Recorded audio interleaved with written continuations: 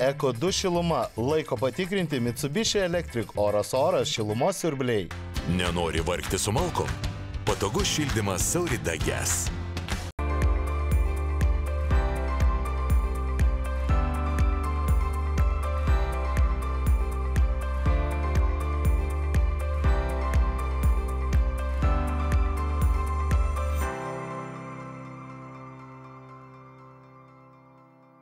Labas rytas, su jumis sveikinasi laida Statybų gidas. Kadangi artėja Velykos, o visi prieš Velykas mėgstame švarintis, tai pirmas mūsų reportažas apie švarą, apie švaresnę gamtą ir apie sprendimus, kurie aktualūs ir didesniems miestams, ir mažiems miesteliams, ir netgi kaimams, kad gyventume žaliau, tvariau ir švariau. Požiūris, kad po manęs gali būti net ir tvanas, šiais laikais jau nebetinka. Viskas, ką sudeginame kietojo kuro katiluose, ką išliejame laukuose ir išpilame į vandens valymo įrenginius, niekur nedingsta. Visa tai lieka šalia mūsų, giliau ar aukščiau, bet patys toje aplinkoje ir gyvename. O gyventi sveikiau norime tikrai visi. Gal dar labai senais laikais, kokiais 2016-2017 metais, plius minus, reikėjo valymo renginių ir tada tiesiog atėjau į parodą, domėdamasis, kas čia ką gali pasiūlyti, ir tada susipažinom su dar Julium, kuris jau dabar žinomas jau kaip Biotornado, vienas iš turbūt rimčiausių žaidėjų. Tai tuo metu dar buvo geroka to priešistorė. Kažkaip susibendravom, patiko man jo požiūris, patiko elgesys, patiko taip, kaip vyrai dirba. Sutarėm, kaip tarėm, tai padarėm, sumontavom ir po šį dieną draugaujam. Ir nors jau įrenginukas senas, bet atlieka visas savo funkcijas, ką priklauso. Nes vis tik man primena, sako, tankiau galėtum ir išsivalyti. Bet tai mes praktiškai kartą per metus tenkam per pakankamai intensyvaus naudojimo. Prieš keletą metų reikėjo ne tik priimti sprendimą dėl nuotekų sistemos, nemažiau svarbu buvo ir teisingai, ir kūrybiškai įvertinti ir būsimus keli žingsnius į priekį, kad visa sistema veiktų optimaliai. Tai yra paskui likusio vandens nubėgimas, tai yra jau grinai geologiniai, landšafto, tokio ūkiniai klausimai, kaip tas vandenėlis sugebės vėliau net ir švarus, bet sugebės korektiškai pasišalinti. Tai šitoj dalyje mes išsprendėm, jisai pats man tada pasiūlė infiltracinį kauburį, tiesa gavos infiltracinė lyguma, bet vėlgi savo misiją padarė. Ir toksai, kas man ir užkliuvo, kad ganėtinai buvo kūrybiškas požiūris statant vietoje, kad dar mes pasirenkam pagal tai, kad tai būtų ir derėtųsi prie aplinkos. Dabar jau taip jie turi ženkliai gražesnių sprendimų, kur sakiau, turbūt reikės pabandyti jais ir pasinaudoti. Tuo metu dar jie tokių neturėjo, bet dabar jau jie turi. Bet pilnai visiškai buvo realizuota ir renginys veikia. Tai turbūt jau rodo šitą, kad praktiškai kiek mes jau nuo 17 metų pilnų pajėgumų jisai veikia ir nebuvo nei vieno rimtesnio incidento. Tiesa, smulkesnių nutikimų būta, bet kaip pripažįsta pašnekovas, ne visada ir eksploatavimo instrukciją juk perskaitome iki galo, kartais jos visai neskaitome, o kartais tiesiog reikia savo kailiu įsitikinti, kad taisyklių ir rekomendacijų privalu laikytis. Ką reikia tik tais įsivertinti, kad riebalai. Tai su riebalais irgi teko pasikrikštyti, nes tik tada sužinojau, kad tai nėra visgi tie valymo renginiai ir riebalą reikia nusirankioti. Bet vėlgi laiku atliekant aptarnavimą ir tiesiog pasižiūrėjus, ką pili, tai va šitą punktą teko įsisąmoninti, jokių panašių incidentų nėra buvę. Kaip pastatė, taip jisai pilnumoje veikia ir kažkokių tai bėdų nekilo. Valymo įrenginiai sprendimas ne vienam dešimtmečiui, todėl rinkdamiesi įvertinkite ne tik siūlomą kainą, bet ir garantijas.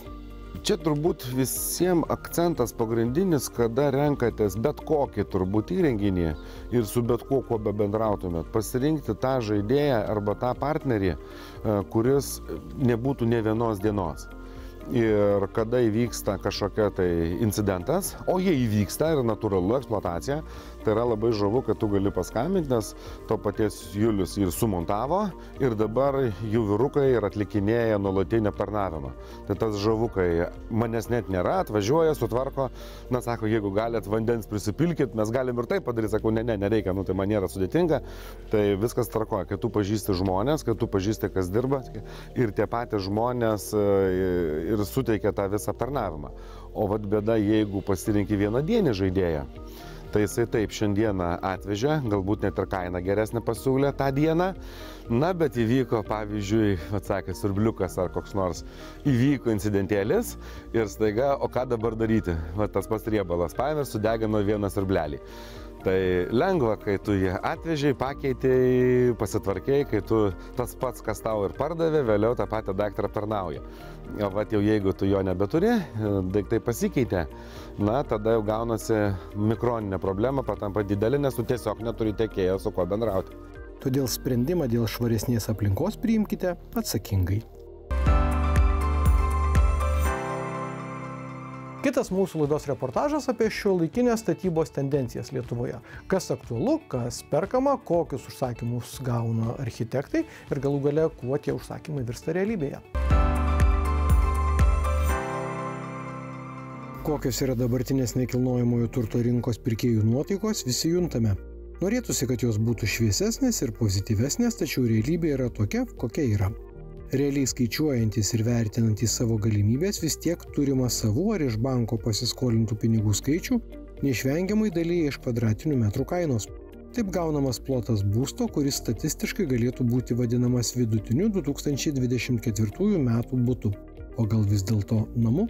Aš manau, kad jeigu tu perki namą, tai yra prabanga. Jeigu tu pats statai namą, kažkiek sukiesi, kažkiek supranti toj srity, šitoj vietoj tu gali išlošti. Taip visiškai, taip sakant, random, angliškai išreiškiant, pasakyčiau, kad aš tikiu, kad už pinigus, už kurios tu gali nupirkti geresnį būtą, jeigu tu esi toj srity statybos, turi kažkokių ryšių ar pažįstamų, tu galėtum pastatyti nuosavą nedidelį namą. Vat aš maždaug į šitą konceptą tikiu.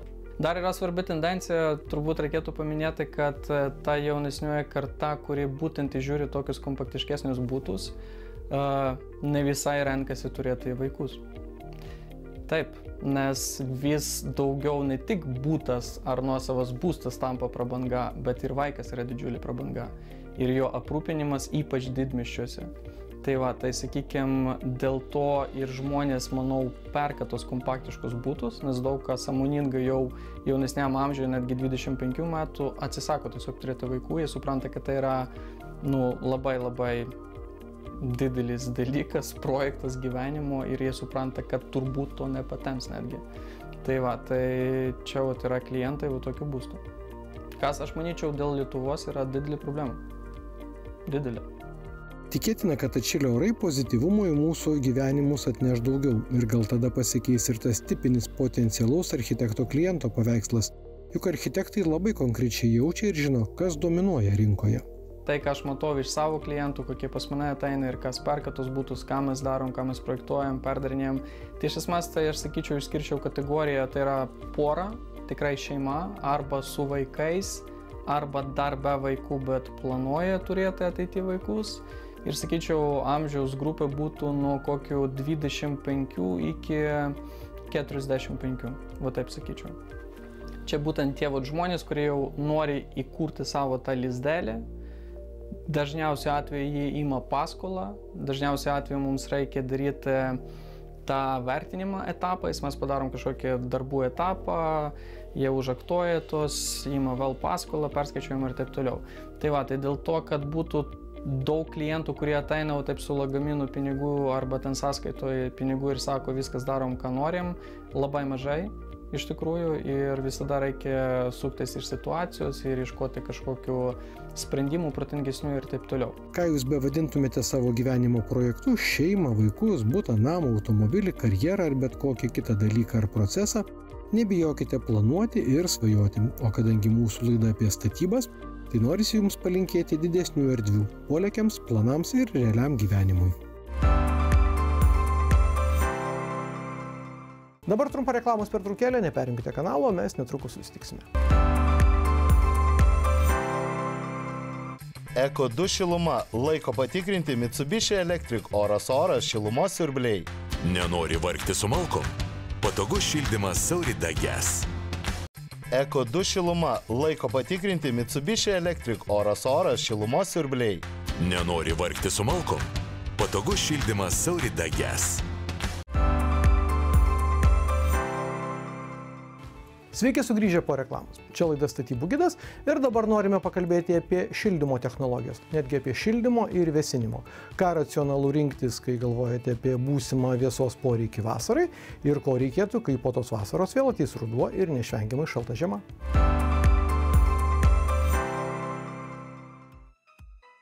Paminate, kad pernai kovas buvo vėsus, balandis irgi maloniais orais nedžiugino, o šildymo sezoną daugelis baigė tik gegužės mėnesį.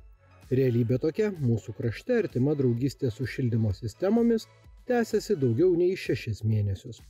Ir tikrai norisi, kad ta draugystė būtų kuo paprastesnė ir pigesnė. Nusipelnėte gyventi šiltai, komfortiškai ir be nereikalingų rūpesčių.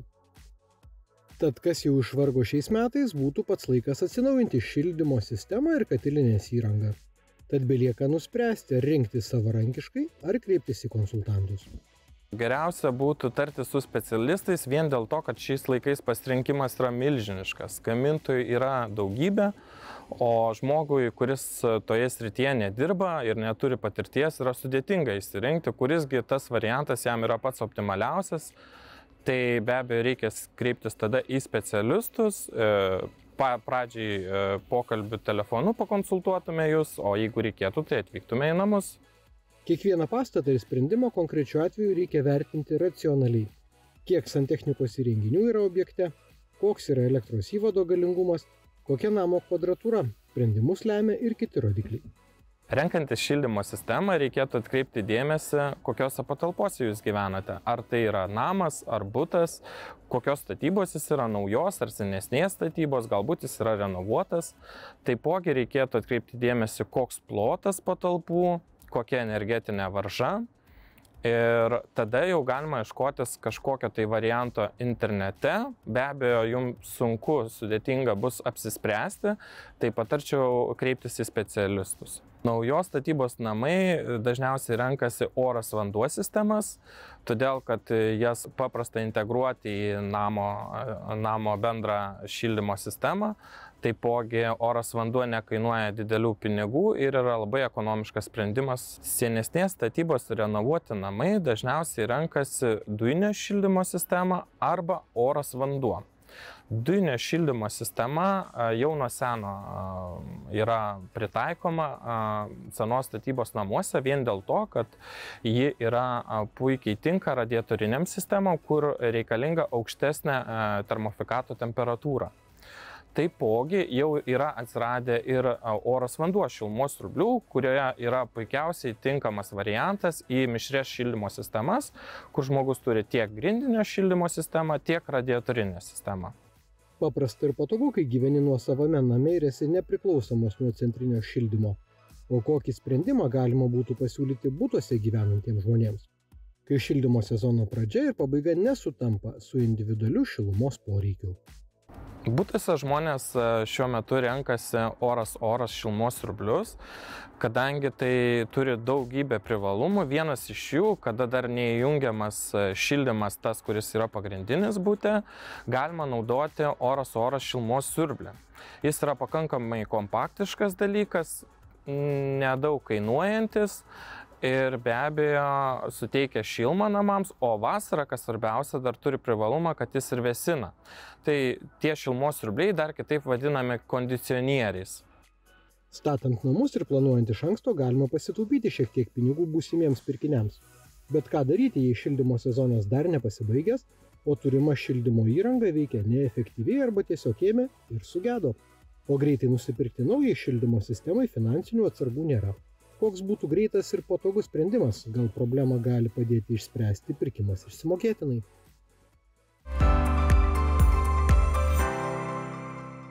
O laidos pabaigoje grįžtame prie to, nuo ko pradėjome – apie švarą ir tvarką. Ir kalbėsime apie statybvietės. Kaip sutvarkyti, kad statybvietėse neliktų šiukšlių, ar statant didelį namą, ar realizuojant mažesnį projektą.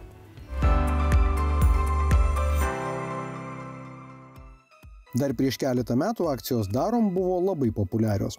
O po jų stebėdavomės, iš kur mūsų miškuose prie ežerų ar upių tiek daug įvairiausių šiukšlių ir atliekų. Atsakymas dėja gana elementarus. Žinot, ką pabandžiau? Tiesiog duoti skelbimą ir susirasti įmonę, kuri, galbūt priimtinom kainom ar, žodžiu, išvežtų statybinį laužą. blokelių bus apie 5-7 procentus nuskilimų, nudaužimų, išmetimui. Bus ir kitokių dalykų, kuriuos reikia tiesiog išvežti. Tai yra paprastas statybinis laužas.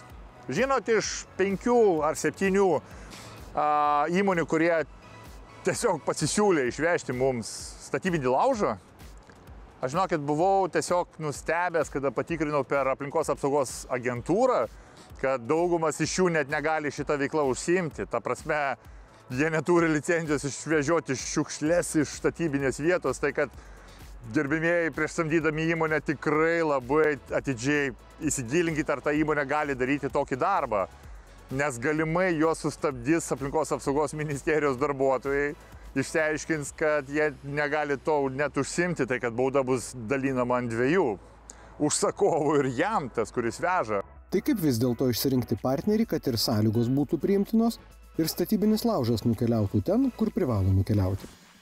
Teikdami statybinių atliekų išvežimo paslaugas galime atliepti visų klientų poreikius. Nuo mažos statybos iki didelės statybos. Na pavyzdžiui, tvarkant ar remontuojant butą ar sodo namą, galime pasiūlyti didmaišį, į kurį telpa iki 1 kubinio metro atliekų. Ir tai yra labai patogi priemonė, ypač tose teritorijose, kur yra ribota vieta sandėliavimui ar atliekų laikymui. Na, o didesnėse statybose, ar tai būtų gyvenamojo namo statyba, ar daugiaaukštis pastatas, ar ištisas kvartalas, siūlome atviro tipo metalinius konteinerius, kurie pagal statybos mastą ar atliekų pobūdį gali būti nuo 7 iki 38 kubinių metrų. Visai nesvarbu, kokios talpos bus tas statybinių atliekų didmaišis ar konteineris. Svarbu, kur tos atliekos keliauja, nes tvarumas šiais laikais tikrai nėra vien madingas žodis. Surinktos statybinės atliekos atkeliauja į mūsų modernę išrūšiavimo liniją, kur yra dar papildomai perrūšiuojamos į 13 skirtingų kategorijų ir iš viso statybinių atliekų srauto išrūšiuojame net 80% antrinių žaliavų, kas yra popierius, metalas, stiklas, medis.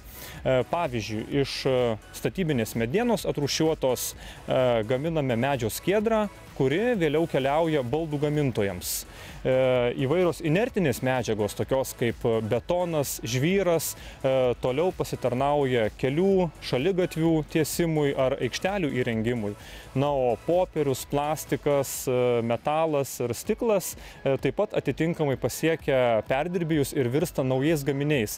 Tai reiškia, kad šios antrinės žaliavos yra sugrąžinamos į antrą ciklą. Taip mes mažiname aplinkos ir oro taršą, tačiau tuo pačiu tai yra ir ekonominė nauda. Na ir klientas, kuris išsirūšiuoja pats atliekų susidarimo vietoje statybinės atliekas, tikrai gali daug sutaupyti. Na ir turime pavyzdžių, kuomet atliekų tvarkymo sprendimo kaina klientui gali sumažėti net iki 2,5 karto. Statybose pinigus suskaičiuoti mėgsta visi, sutaupyti irgi. O jei kalbame apie statybinės atliekas, tas sutaupimas gali būti ekonomiškai naudingas jums, o gamta irgi pasakytų ačiū. Dėkoju uždėmesį laidai Statybų gidas. Visas laidas galite rasti tv3play.lt platformoje, o mūsų laidos YouTube paskyroje ir visus reportažus. Gražių artėjančių švenčių ir smagaus pavasario. Iki pasimatymo lygiai po 7 dienų, kitą šeštadienį, tokiu pat metu. Likite sveiki.